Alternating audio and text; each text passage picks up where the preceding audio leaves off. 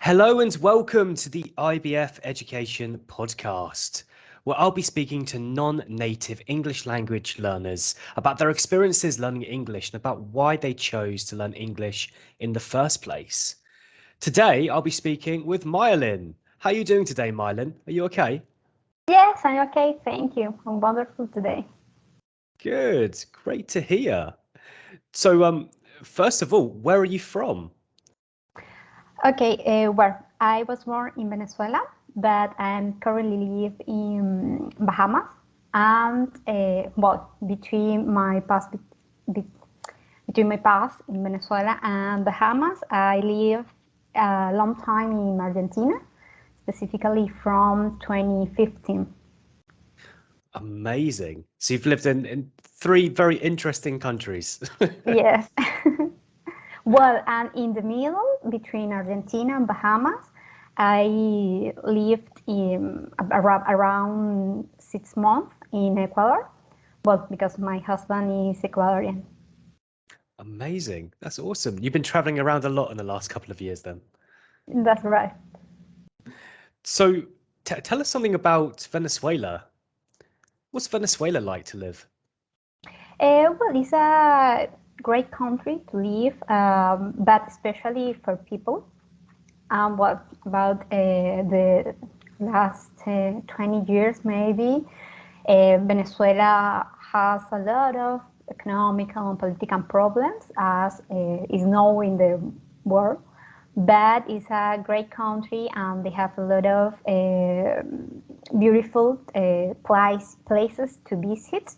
And the food is wonderful too. And I think that the most important thing that I can bring to the table about Venezuelan is about the people. It's about how people is great to other, and how the family are they have a strong ties within them. And yes, I think that is the most important thing about Venezuela.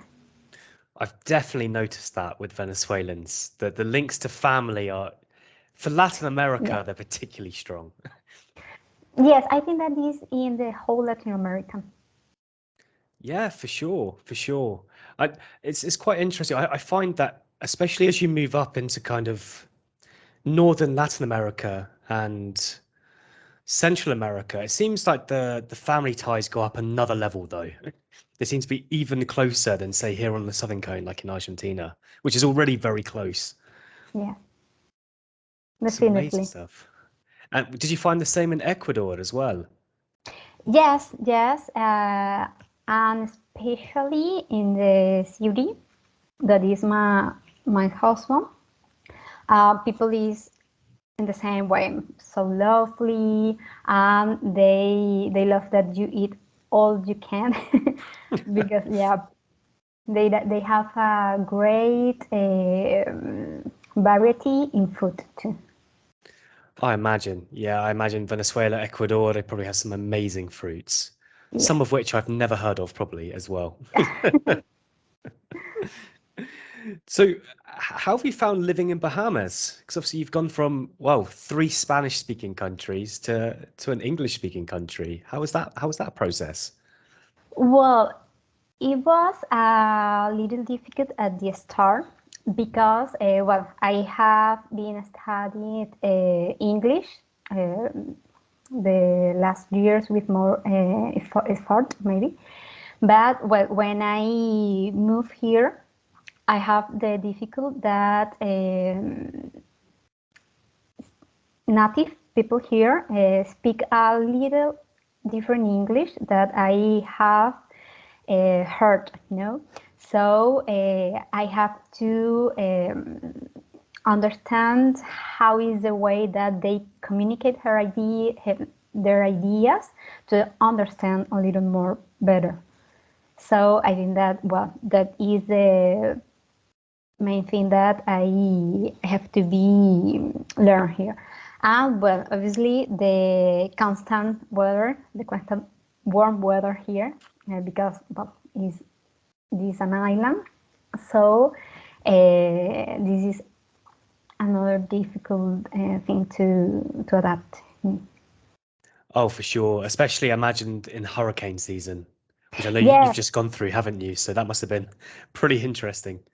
yes, maybe is about a half of a year Hmm. that in Bahamas is the hurricane season from June to November.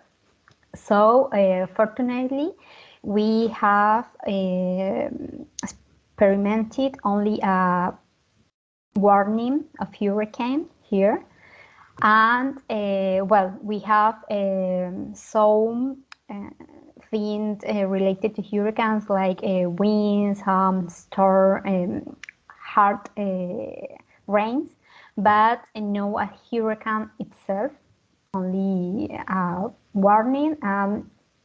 Yes, well, is another thing that I learned here is how you can prepare to a hurricane and what is the kind of thing that you need to storage before the or during the warning. That's such an interesting life skill to Yeah. acquire. That I want to ask you about that. So what do you have to store? What are your common stores for that Well, situation? well, the first thing it was food for my pet Yeah. because well, it's the most important thing that I have here. No, and well, some batteries, lanterns, water, of course, some food in cans. Hmm. Yeah, and yes, well, I think that they were the main thing that we stored. That's incredible. Yeah, I mean, well, canned foods, an obvious one, like it's Yeah, so important, right? If you're going to have floods or very high winds, need something that's yeah, very durable. yeah. We thought into buy a little stove based Oh, a little on gas. stove. That's Yeah, awesome. yeah, because we have in this house we have only electrical oven. Maybe Hmm. is the correct way to refer that. Yeah. And well, even if we lost the energy, we don't have any other way to cook, no? And so both we thought in buy a kitchen based on gas that was the warning is not in a high level. For Yeah. this time, we don't buy anything similar to that, but in a warning for a high level, maybe is a good idea, Yeah, it's probably best to buy it just in case for the just in case. Yeah, future. that's right. Yeah, it's really, really useful to have like a gas pair of hobs around to cook whatever you need. That's really interesting though. That's a great life experience. Well, not a great life experience, I should say, but it's an interesting one. Yes, it's so interesting. So tell me about your studies with English, Mylon. When did you start learning English? Well, we start to learn English at the university, Hmm. but I study in some academics maybe, or institutions that they teach or they teach a different way to learn English because it's so grammatically so structured. Hmm. But in that time, I have the opportunity to learn a good level of conversation. So even I start to study English before, a long time ago. I felt that I only start to understand how to communicate by myself in English the last 3 years, I think. So, well, I started studying in some institutions with some video classes, and the last 3 years with particularly lessons of English.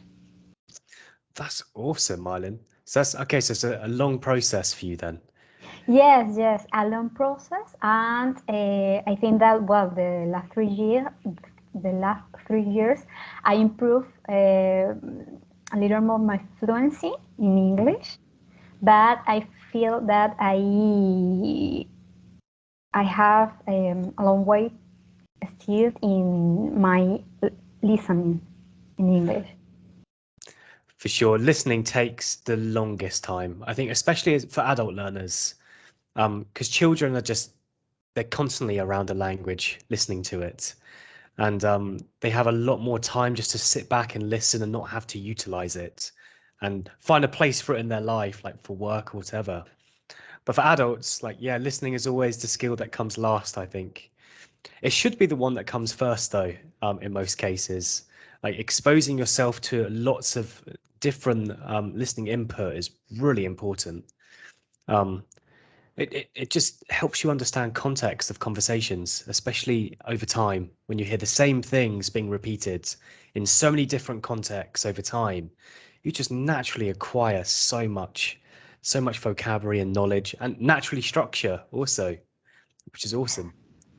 Yes, that's true, and I realized that is so important the context because well I even besides for my classes I have tried to listening another situations now another context, so it's so different for me.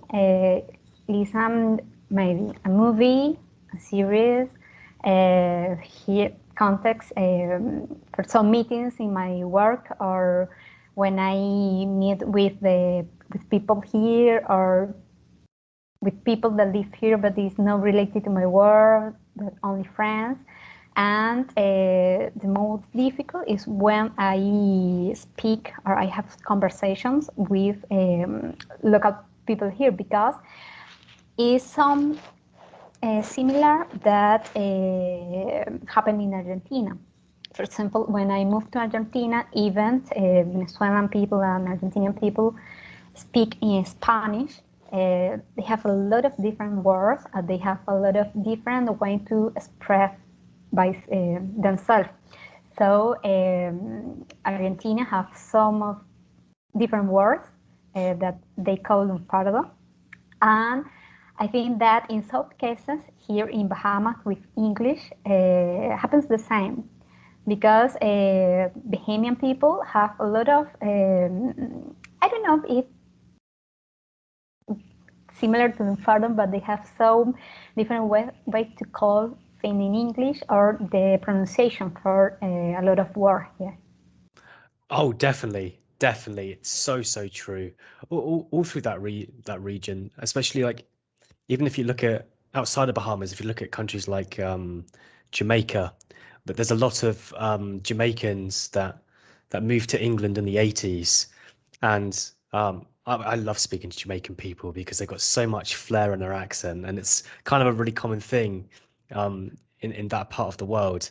But they definitely have some very interesting ways of pronouncing words and their slangs for sure. I mean, yeah, lunfardo in particularly in Buenos Aires is pretty difficult, but I do think some of these English slangs are actually a lot harder because they're so specific to that demographic. It's ridiculous. And I imagine if you go to different islands in the Bahamas, they'll have slightly different words as well.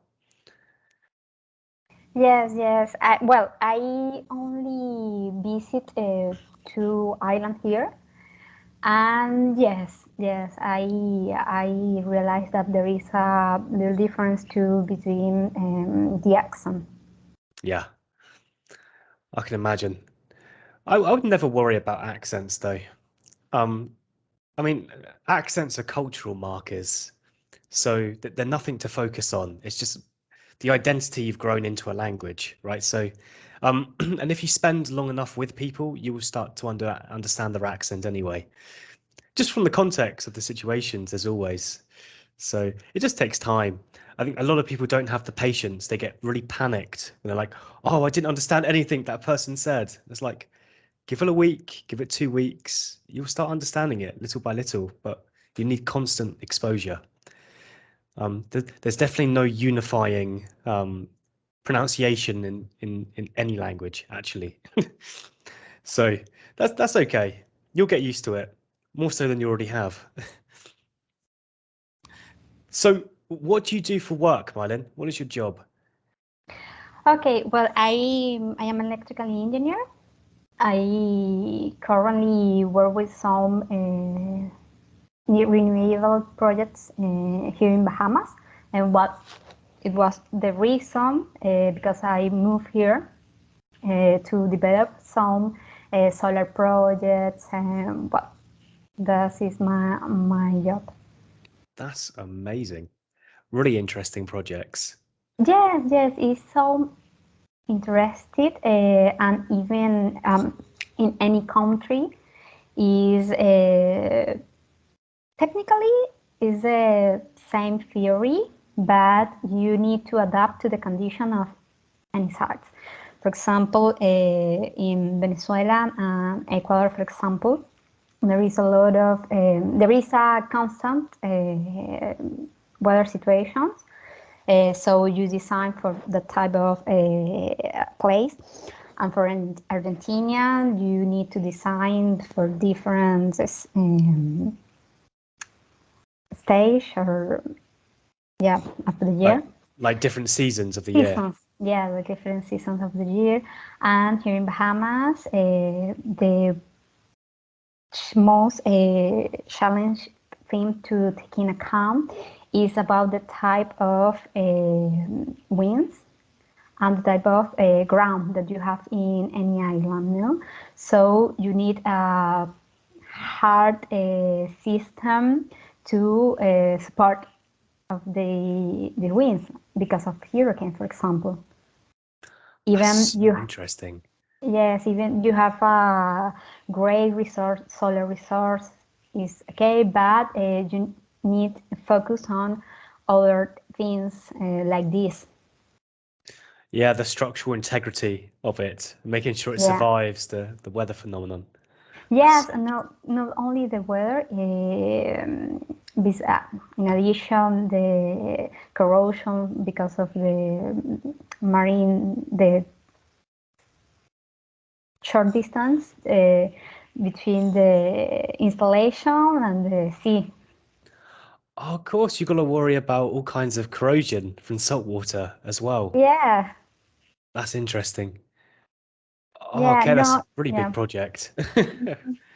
yeah, not only for commercial residential projects, if not for utility scale projects too.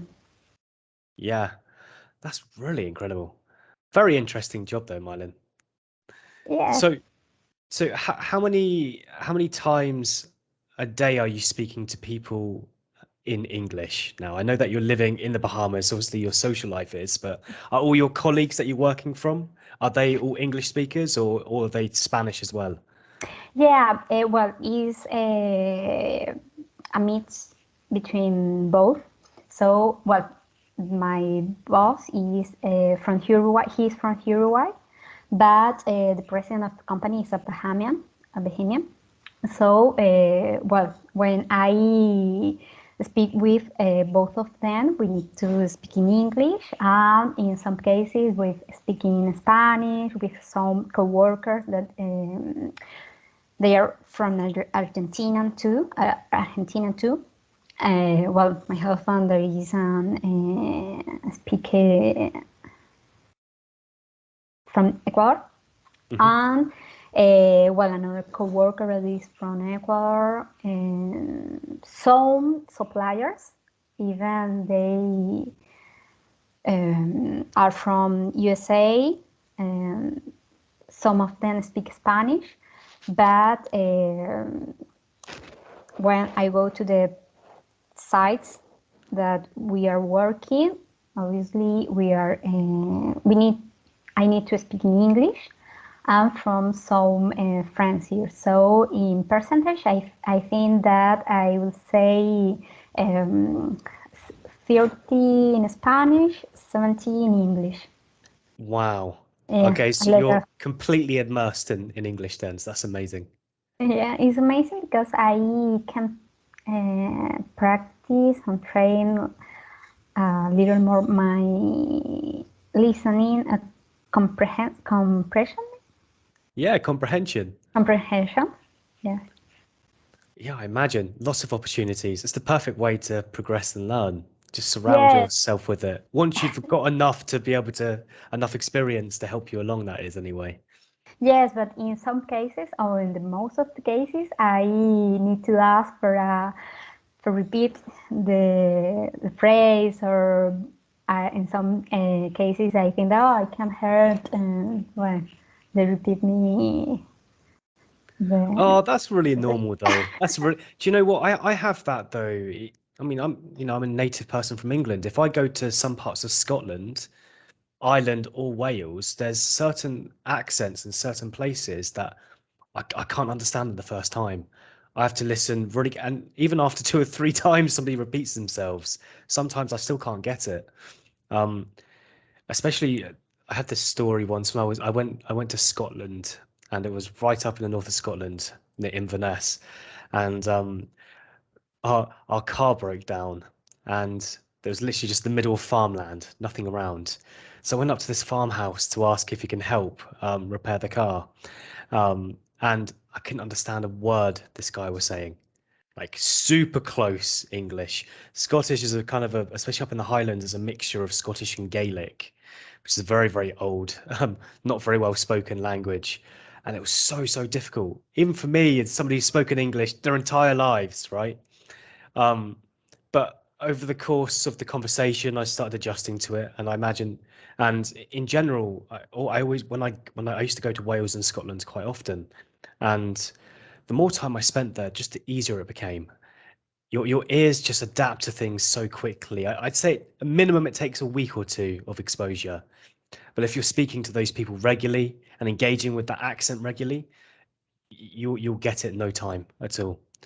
Um, so it all depends on what accent you've got around you, and what you're exposing yourself to. You're never going to be prepared for every single accent ever, um, but you you will have the skills you need to adapt to the accent. The key thing is to ask questions. Once they've repeated, what did you understand, if anything? Get them to repeat it again. Ask questions around the idea if you have some idea about context. The questions that you ask are more valuable than giving a complete answer straight away. That's how you gain context. It's a really good practice to get into. Ask as many questions as possible about the context that you're in, and that will help you understand and really initiate the conversation and increase your comprehension at the same time. okay. It's hard. It's hard. It's a hard Hard. skill. It's something that's not practiced enough in most English classes throughout the world. Most classes focus on affirmative and negative statements, but question is the key to everything. Because you may have a sentence where, let's say, you didn't understand three words in that sentence, and maybe they're important words. Maybe it's a verb or a noun that you've never heard before. Um, so you're going to just ask questions around that context to find out whatever that is, to get the meaning of those words you didn't understand. That's just the best possible way. You will always have an idea about context in some regard, whether people use their hands to try and explain things or show you pictures, right? So once you have an Yeah. idea about the context, you can get the words eventually. It'll just take a while for the words to appear in your vocabulary. Yeah, sometimes there is the resource that I used because, well, maybe I don't understand the whole sentence or the whole, yeah, sentence, that a phrase maybe that people use with me. So I try to understand or thinking how about they are talking about. So when I not sure, but I understood, I try to repeat or to ask questions about the situation that people they try to communicate to me, and it works. Yeah, yeah, literally, it works every single It time. works. Yeah. The more questions, the better. So, what would you say is that the hardest thing for you to continue your English progression at the moment?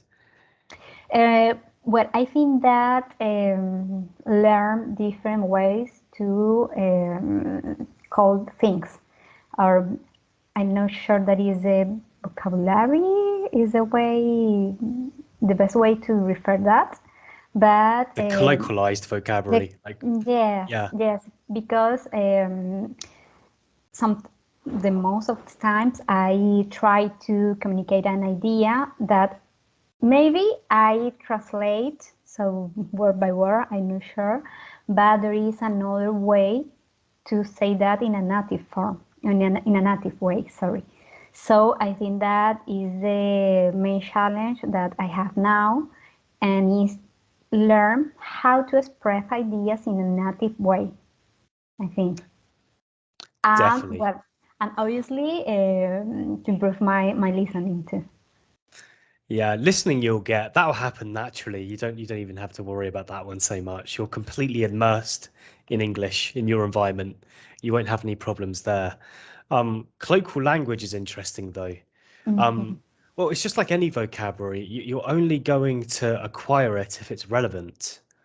If you need to learn it for some reason, naturally you will start to understand it in context. And generally speaking, to actually use vocabulary, you can't.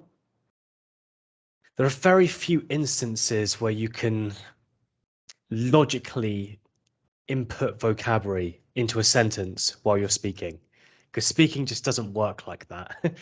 It's something very natural and free flowing, and you don't use so many logical processes when you're actually speaking itself. So it's just having exposure over many different contexts over a long enough period of time and listening to that context, not trying to copy it even. You don't even have to copy it. You just got to keep listening and start understanding the context completely. Once you've done that, the vocabulary will start appearing inside your conversations without you even realizing it. It'll just pop in your head. It's really strange how it works, but it's quite clear that look at a classic example from traditional English teaching methods. Here's a list of verbs. This verb Mm. means this in your language. And you'll read through 100 verbs or whatever. And in a month's time, you don't remember hardly any of them because because we don't work in translations. Translations are really cumbersome and inefficient because it's too logical. And speaking is not a logical process. It is, in some regards, like the preparation for having that vocabulary, the acquisition of context and knowledge. But that's something that's done subconsciously for a long, long time.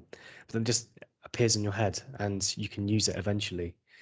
So I would focus more on listening and focusing your attention only on the context, Okay. not a logical note. Just accept the phrase. Don't try to make it like a mental note, like thinking, "Oh, this means this." That doesn't work. Maybe for one or two bits of vocabulary, you could really do that for a month, right? But Okay. you'll Yes, get all the vocabulary. I would like to add something, and that people have been so friendly with me in my process, because sometimes I refer to anything with simple translation. Mhm. I don't know, in the way that I think that is called that thing, for example, people, okay, understand me, and they told me how is the correct way to call the thing, for example. So I try to get that way, and in other time I use in that way. So I think that is other lovely way that I get to learn. Yeah, it works in a limited capacity, right? So the scientific data on this and linguistic research is very clear on this that corrections constitute 0% to language acquisition. Okay. If you're corrected, it produces zero results. Oh, Normally, because if you add a correction in, a lot of people get anxious, then they made a mistake, especially adult learners. So it just increases their anxiety. And if the anxiety increases, your learning processes just pretty much switch off at mm, that point. Um, and also, if people correct you, it's very hard to grasp the context of a singular word. So, okay. what I always find better is if I notice that somebody's said an incorrect word or are struggling, I just try to repeat it back in context, but in a very natural way. So, if you're talking about, say, a washing machine, okay, just something simple. Maybe you're like, oh, I don't know this, the washer, or which is another way you could refer to it, but you start doing this with your finger or something. I'm like, oh yeah, the washing machine's really good at washing clothes, isn't it? This one's great because it's A class. Like, actually form a conversation around it. That's a lot more productive way to do it. And the idea is not to understand it or contextualize it 100% straight away. It's over a successive period of conversations around that similar idea. This is the only disadvantage that adults have in language learning is that Mm, children are allowed virtually 18, maybe you could push that even to after university to 21 or 25, whatever you finish in your country where they're studying full time, um, to learn their language naturally at their own pace. They're not forced in any way to acquire things, maybe for exams and those kind of things in certain instances, but it has relevance for even a short degree of time. But adults don't have that length of time. You don't have 20 years. Maybe you've got 2 years maximum to try and communicate in another language. Um, so there has to be a lot of time spent listening. But I think the most important thing is understand that there'll be a point, and I think this is somewhere between the B1 and the B2 level, if we do it by the European framework, where adults just stop acquiring things for a short period of time.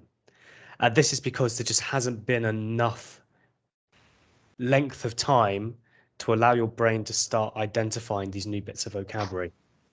So you can learn really, really, really quick up until the kind of B1, B2 level, if you like. And then there'll be just a plateau and you'll be stuck there because the most important thing other than acquiring things is time. mhm. Time and acquisition go hand in hand perfectly together. So you have to be patient. I mean, how many years did it take you to learn Spanish? Well, all my life. All your life, exactly. So it's And no I think that Yeah.